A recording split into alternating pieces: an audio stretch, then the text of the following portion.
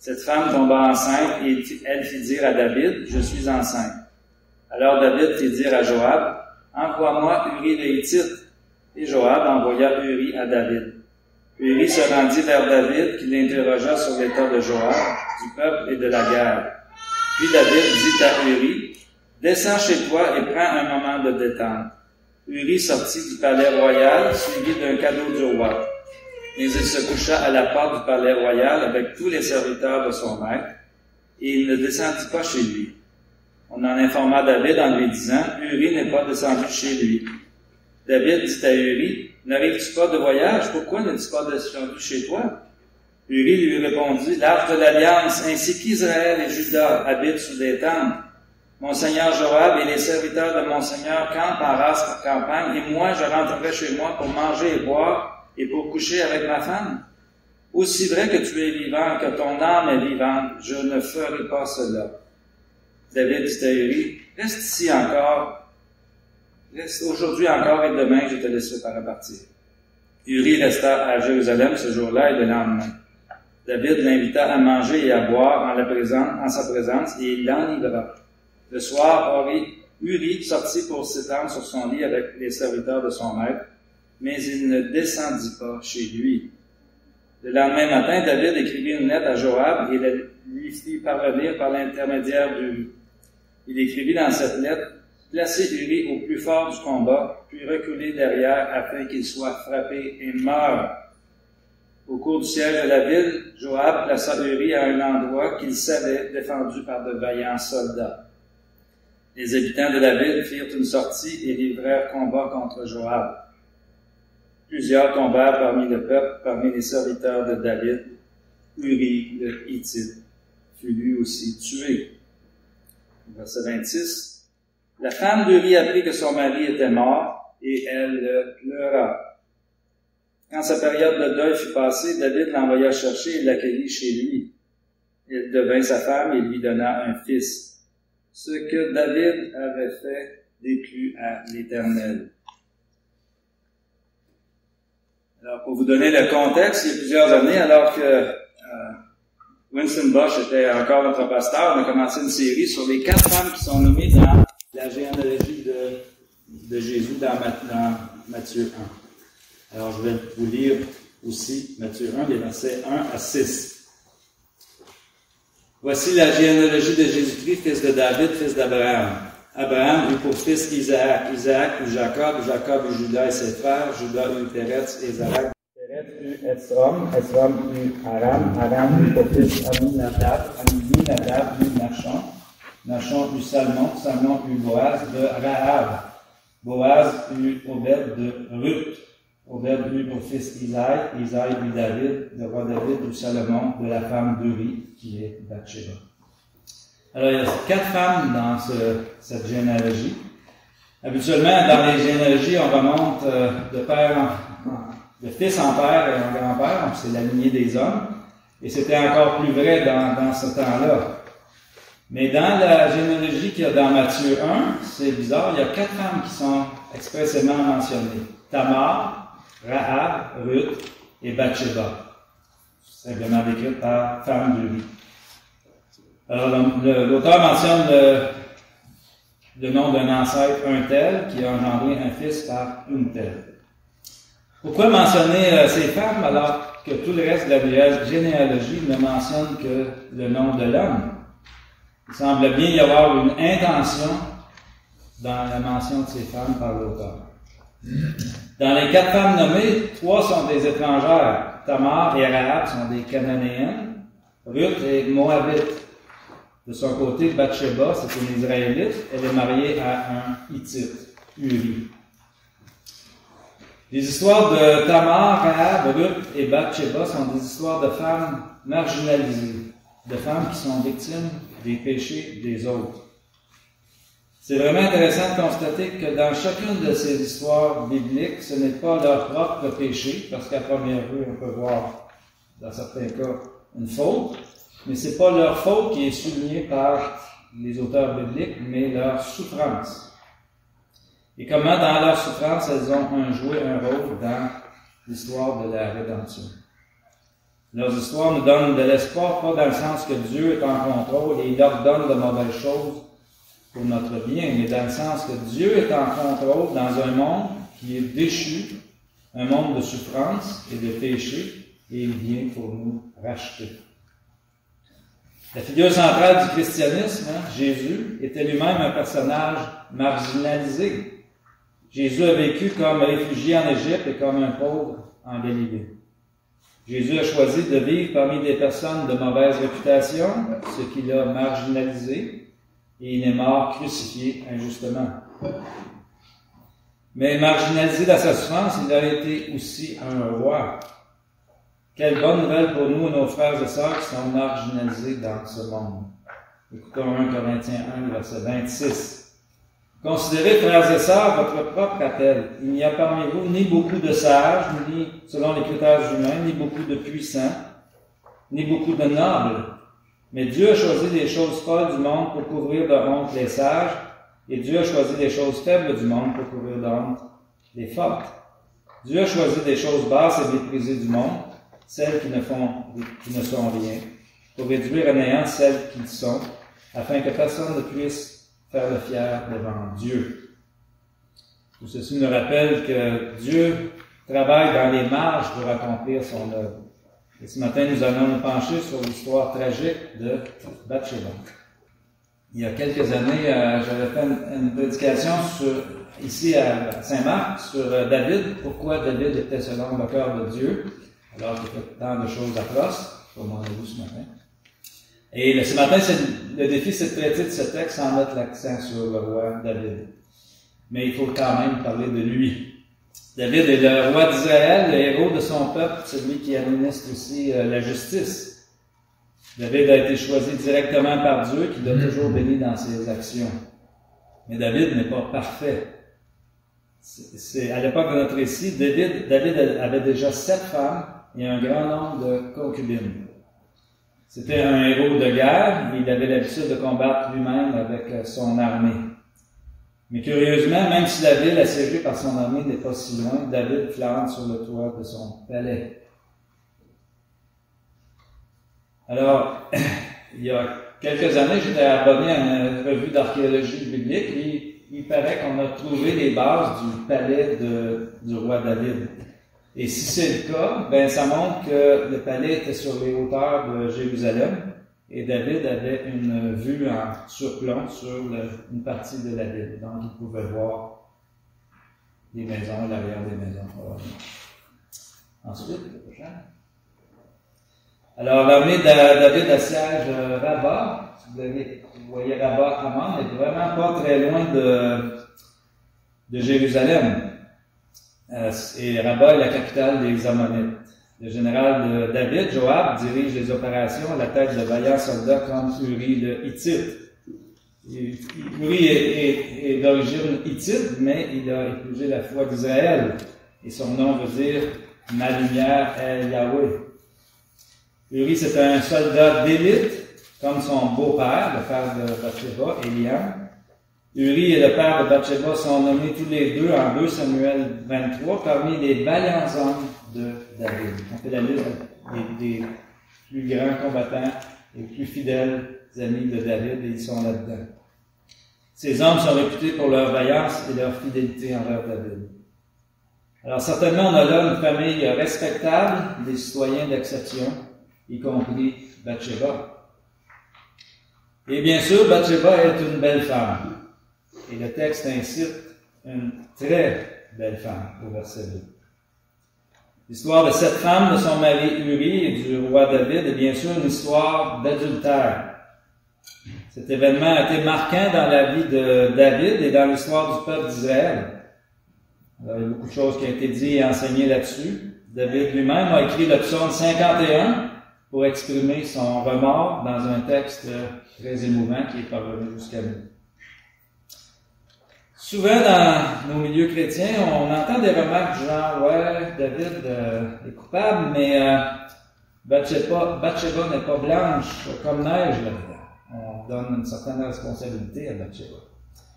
Certains ont même enseigné qu'elle avait vraiment la grosse part de responsabilité dans ce texte, qu'elle a provoqué David. Mais est-ce que c'est le cas? Ce matin, examinons le texte et tenons-nous-en au texte. D'abord, notre traduction nous dit qu'elle se baignait, au verset 2. Mais en hébreu, on ne peut pas distinguer se baigner de se laver ou même de s'asperger. C'est improbable qu'il y avait un bain dans son arrière-cour, encore moins sur le toit de sa maison. Nous sommes dans un pays désertique, Israël, et seulement des gens très fortunés pouvaient avoir un bain. À cette époque, il y aurait existé des bains publics où les femmes se baignaient toutes habillées. Alors, les représentations de Bathsheba toutes nues dans l'art, ça a été représenté par plusieurs artistes. Les représentations de Bathsheba toutes nues sont assez improbables. Bathsheba est fort probablement en train d'accomplir un rite de purification qui se faisait 7 jours après la fin des règles. On voit ça en Lévitique 15. D'ailleurs, une mention de l'auteur au verset 4 va dans ce sens. Dans notre version second 21, c'est bien traduit. David envoya alors des messagers la chercher. Elle vint vers lui et il coucha avec elle, alors qu'elle venait de se purifier après ses règles. Alors cette remarque-là est pour nous convaincre que le géniteur, c'est bien David, étant donné que Bathsheba se purifiait 1 semaine après la fin de ses menstruations, elle avait de fortes chances d'être féconde. Bathsheba a fait ce que la loi de Moïse lui prescrivait, peut-être en se mouillant avec un récipient. En tout cas, rien n'indique qu'elle était toute nue, comme le suggèrent toutes les peintures qu'elle avait présentes. Et surtout, rien dans le texte nous dit qu'elle a eu un geste intentionnel de séduction. Elle ignorait que David la regardait.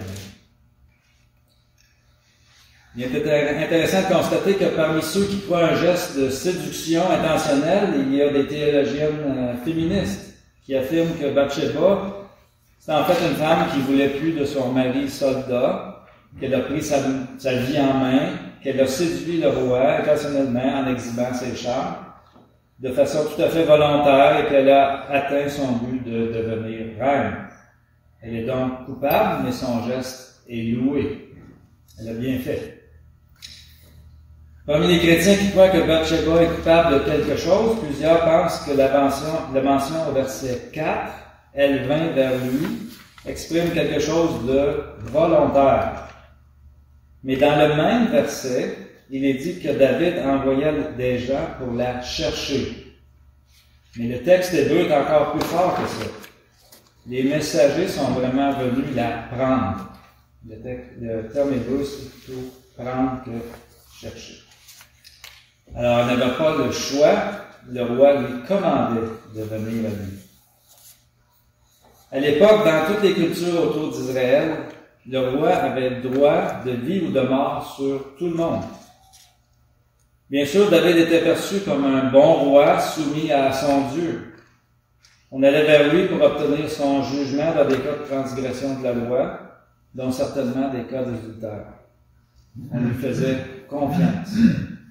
En plus, David était le héros d'Israël, loin de Dieu, en quelque sorte un des pères de la nation. Et tout ça lui octroyait un ascendant sur le peuple. C'était le roi et le héros. Alors, comment une très jeune fille pouvait-elle s'opposer à la volonté de son roi et héros de sa nation?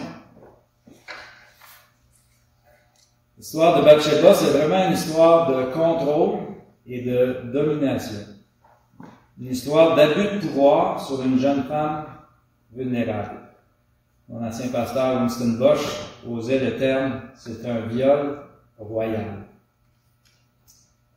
Même dans une société qui a perdu ses repères judéo-chrétiens, on interdit par la loi la séduction d'une femme mineure par quelqu'un de majeur. Bathsheba était jeune mariée, elle n'avait pas encore d'enfant, et à l'époque, on se mariait jeune, souvent en deçà de 18 ans. Et on sait que David était dans sa cinquantaine à ce moment-là. Même aujourd'hui, au milieu de notre génération, disons-le, perverse, la loi prévoit un maximum d'années entre le séducteur et la séduite. Le sens commun interdit de profiter d'un statut de pouvoir sur une jeune personne pour la séduire. On a dans les derniers mois, dernières années, beaucoup entendu du mouvement MeToo, l'écrivain Gabriel Mansieff, qui a abusé de mineurs, Jeffrey Epstein. Il y a beaucoup de cas qui ont fait la manchette. On a eu, il y a plus longtemps, le président Clinton. Alors, c'est des choses qui ne sont plus acceptées. Et David, à cette époque-là, avait une claire autorité sur la jeune Bathsheba. Il se retrouvait donc en état d'autorité envers elle. Peut-être que certains d'entre vous sont toujours pas convaincus. Il persiste peut-être un doute dans votre tête. Après tout, Bathsheba aurait dû craindre Dieu plus que craindre un homme. Techniquement, elle a commis l'adultère. Elle est donc coupable, comme David. Je crois que le chapitre suivant nous donne la clé.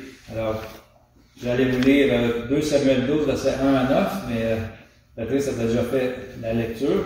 Peut-être qu'on peut terminer la lecture. Alors, donc, Nathan va voir David et lui conte un petit conte avec un berger et la brebis. Et là, la colère de David s'enflamme, et Nathan déclare alors à David, c'est toi qui es cet homme. Voici ce que l'Éternel, le Dieu d'Israël, voici ce que dit l'Éternel, je t'ai désigné par onction comme roi sur Israël, je t'ai délivré de Saül. Je t'ai donné la famille de ton maître, j'ai pris ses femmes contre ta poitrine et je t'ai donné la communauté d'Israël et de Juda. Si cela avait été trop peu, j'y aurais encore ajouté. Pourquoi donc as-tu méprisé la parole de l'Éternel en faisant ce qui est mal à mes yeux? Tu as tué par l'épée les Hittites. Tu as pris sa femme pour faire d'elle ta femme, et lui, tu l'as tué sous les coups des épées des Ammonites. Nathan, qui a probablement entendu parler de l'histoire, tout finit par se savoir, va vers David et lui conte l'histoire d'un riche qui vole une petite brebis à un pauvre. À la fin de l'histoire, David réagit violemment en s'exclamant que ce riche mérite la mort. Le récit de Nathan visait à faire réaliser à David son péché abominable. Non seulement Nathan est venu confronter David seulement, mais l'image qu'il utilise pour décrire Bathsheba est révélatrice. Bathsheba est comparée à une jeune brebis qui aime son maître et que son maître aime éperdument. C'est l'image de l'amour entre Uri et Bathsheba. La brebis dormait sur son sein. Je crois que Nathan n'aurait jamais utilisé cette image s'il avait eu quelque chose à reprocher à Bathsheba. Nathan accuse seulement David en le comparant à un riche insensible. Donc, Bathsheba aimait son mari. En 2 Samuel 11, au verset 26, il est écrit qu'elle pleura son mari. C'est pas l'image d'une femme qui en avait assez d'un mari inintéressant, comme disent les théologiennes féministes, ou même une femme qui est heureuse d'avoir été choisie par le roi de son peuple. Non. Si on s'en tient au texte, Bathsheba est une jeune femme respectable qui aimait véritablement son mari et qui a été victime d'un abus de pouvoir. David a abusé de Bathsheba et son crime l'a conduit à un autre crime, le meurtre du mari. Bathsheba a dû pleurer son mari Uri. Mais en plus, elle a eu à pleurer la mort de son fils. Dieu a puni David, le fils né de son union avec Bathsheba. Dieu dit à David, le fils qui t'est né mourra. Donc, David a eu la peine, mais imaginez Bathsheba qui a perdu son premier enfant. Cette histoire de Bathsheba du roi David est une tache d'encre dans nos Bibles. Le roi de la nation d'Israël commet l'adultère et fait tuer un de ses plus fidèles soldats. Dans l'ensemble des peuples de l'époque, on ne peut pas trouver d'équivalent à ça. Les rois philistins, assyriens, babyloniens, égyptiens, perses n'avaient pas à se soucier d'une loi venant de leur Dieu qui les empêchait de prendre une femme et de faire tuer son mari. Ce genre d'histoire n'aurait tout simplement pas fait l'histoire. Que l'on retrouve dans les écrits sacrés d'un peuple un récit aussi cru et déshonorant pour le roi, dans un sens, ça nous donne confiance dans une Bible qui dit vrai, qui ne cache pas les choses. qui est donc inspiré de Dieu et non des hommes. Cette histoire nous apprend beaucoup sur l'humanité et sur la présence du mal dans le monde et en chacun d'entre nous. Bathsheba est une femme abusée par le pouvoir d'un homme. Mais ce n'est qu'un exemple parmi tant d'autres de la condition des femmes. Depuis les tout débuts de l'humanité, les femmes ont été victimes des hommes par la violence, le viol. Combien de femmes ont été prises et vendues sur le marché de la traite? Combien de très jeunes mineurs ont été forcés de se marier à un vieil homme? Combien ont été forcés de vivre dans un harem? Combien ont subi la polygamie? Combien ont été brûlés vifs à la mort d'un mari fortuné? Ça se faisait en Inde avant l'arrivée des Anglais. L'épouse d'un quelqu'un de très connu devait être immolée. Combien ont été violés? Toutes les guerres sont accompagnées de viols collectifs. À combien de jeunes filles a-t-on refusé l'éducation? Regardons ce qui se passe avec les talibans en Afghanistan. C'est un drame. Les jeunes filles ne pourront plus être éduquées à l'école. Dans 30 pays, il y a plus de 200 millions de femmes qui ont subi la mutilation sexuelle, l'excision.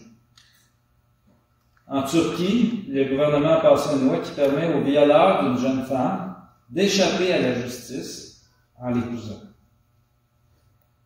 Vous me direz que tout ça se passe essentiellement dans les pays musulmans. C'est vrai. Mais tout n'est pas rose en Occident non plus. En France, une femme meurt tous les 2,7 jours sous les coups de son conjoint.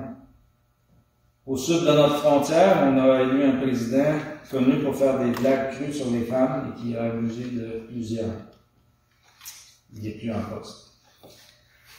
Au Québec, on est rendu, je pense, à 14 féminicides en 2021 jusqu'ici. Et au Québec, vous pouvez trouver dans chaque village 2 choses. Une église et un bar de danseuses. Il y en a moins qu'avant, mais bien à cause d'Internet. Avec Internet, la pornographie est librement accessible à tous, y compris aux jeunes laissés à eux-mêmes. Et la pornographie enseigne essentiellement une chose. Les femmes sont des êtres dont les hommes peuvent abuser. Dans le fond, elles aiment ça être abusées. Winston, dans le temps, qui était à Repentigny, ses enfants allaient à l'école publique, et on enseignait aux enfants dans l'école que la pornographie, c'est pas pour vous. La pornographie, c'est correct pour les adultes. Quelle façon d'empêcher les jeunes de regarder la pornographie. Et c'est dans nos écoles publiques. On pourrait aussi mentionner la prostitution, surtout la prostitution juvénile par les gangs de rue. Et une chose que je trouve incompréhensible, certaines féministes veulent appuyer l'idée que la prostitution devrait être légalisée. Celle-là, je la comprends pas trop. Je crois d'ailleurs qu'un certain féminisme étrange ou extrême nuit à la société et aux femmes elles-mêmes. Mais reconnaissons que les féministes ont raison sur certains points. Au minimum, nous devons être d'accord avec les féministes sur une chose. Depuis la nuit des temps, les femmes sont effectivement victimes des hommes qui les dominent. Mais d'où ça vient? En Genèse 3, on voit que la chute a entraîné une conséquence. Et il dominera sur toi, en parlant de la femme. Est-ce que c'était une punition de Dieu directement envers la femme? Dieu a été méchant envers les femmes? Non. Dieu a annoncé une conséquence normale de l'entrée du péché dans le monde. La force de l'homme qui était déjà là avant la chute, au lieu d'être utilisée pour servir et prendre soin de son épouse, devient un moyen de la dominer. Et si la femme avait été créée plus forte que l'homme, le problème aurait été à l'inverse. Le mal habite et l'homme et la femme et tout être humain. Notre force, nos talents, notre intelligence, tout peut être utilisé pour le bien ou pour le mal. La Bible nous apprend donc que la chute a entraîné la souffrance chez la femme. Mais cette même Bible recommande aux hommes ceci. Marie, aimez vos femmes. Et messieurs, je vous propose de lire assez souvent Éphésiens 5. Marie, aimez vos femmes, c'est suivi de comme Christ a aimé l'Église, ce qui n'est pas rien. Et messieurs, une autre recommandation, développons un bon contrôle sur nos yeux. Le péché du roi David a commencé par la vue d'une femme. Un regard prolongé a fait naître un désir. Et comme le disait un de mes mentors dans la foi, il faut éliminer le deuxième regard. Celui qui fait naître les fantasmes. Nous sommes appelés à contrôler nos regards sur les femmes, et ça commence même dans l'Église. Rappelons-nous, Job. J'ai fait un pacte avec mes yeux. Comment aurais-je pu porter mes regards sur une jeune fille? Paul nous recommande en 2 Timothée 5, versets 1 à 2, encourage les jeunes gens comme des frères, des femmes âgées comme des mères, celles qui sont jeunes comme des sœurs, en toute pureté. L'Église est un milieu où nous sommes appelés à regarder les femmes, même très belles, comme des sœurs, et les plus âgées comme des mères. Et finalement, messieurs, faisons de nous des Nathans. On a tous déjà entendu des remarques salées sur les femmes et la sexualité dans nos milieux de travail. Peut-être avons nous-mêmes vu des mains baladeuses. Je suis à la retraite, mais durant ma carrière, j'ai vu ça une autre. Ayons le courage d'intervenir. C'est pas facile, surtout si le patron est celui qui a les mains baladeuses. Mais nous sommes appelés à faire quelque chose. Un politicien, philosophe français anglais a écrit, la seule chose nécessaire pour le mal, pour le triomphe du mal, est que les hommes bons ne fassent rien. Si nous voyons une femme être harcelée, ayons le courage des hommes bons, comme le prophète Nathan. En conclusion, oui, Bathsheba est une femme qui a souffert d'abus sexuels, comme d'innombrables femmes dans l'histoire.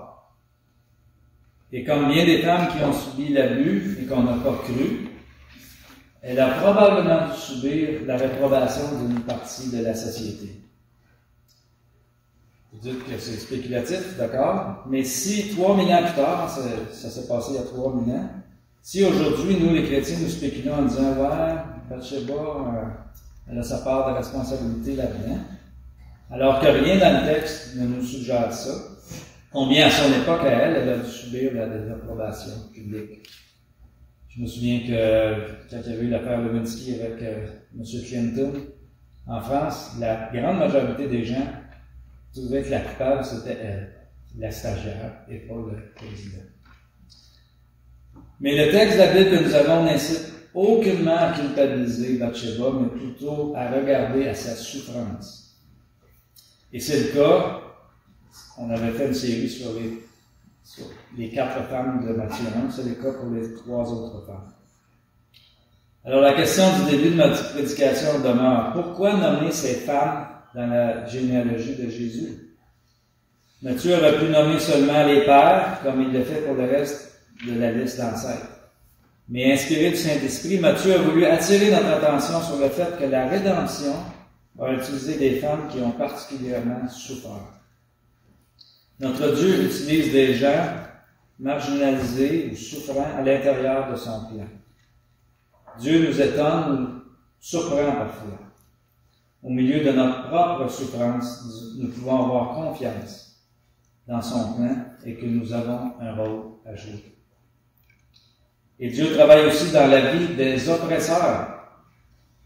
Dans son psaume 51, David exprime son profond regret à Dieu. Ça a directement rapport avec cette histoire avec Bathsheba. Alors, il dit, « J'ai péché contre toi seul, j'ai fait le mal à tes yeux. » Ultimement, nos péchés contre autrui sont des péchés contre Dieu lui-même. Et au verset 9, David exprime son espoir dans le pardon gracieux de son Seigneur. « Purifie-moi avec l'hysope, et je serai pur. » Qu'est-ce que l'hysope vient faire là? Ici, David fait clairement référence au récit de l'Exode. Lorsque Dieu a frappé tous les fils premiers-nés d'Égypte, il a ordonné aux Hébreux de prendre un bouquet d'hysope, c'est une plante du Moyen-Orient, de la tremper dans le sang de l'agneau immolé, c'était à la Pâque, et de mettre ce sang sur le linteau et les poteaux de la porte de leur maison. Et cette pratique symbolisait que le sang de l'agneau couvrait les péchés de son peuple. David avait donc l'espérance du pardon de ses péchés. Et il a été pardonné en Jésus-Christ, même si Jésus-Christ est venu bien après lui. Oui, même les pires péchés peuvent être lavés par le sang de l'agneau immolé. Les pires souffrances peuvent être guéries. À la croix, Jésus a porté les péchés de David et les souffrances de Bathsheba. Il a porté le mal des oppresseurs et la souffrance des oppressés. Jésus nous a montré la voie du pardon et de la consolation. Jésus a porté nos propres péchés et nos propres souffrances. Grâce et gloire soient rendues à celui qui nous aime.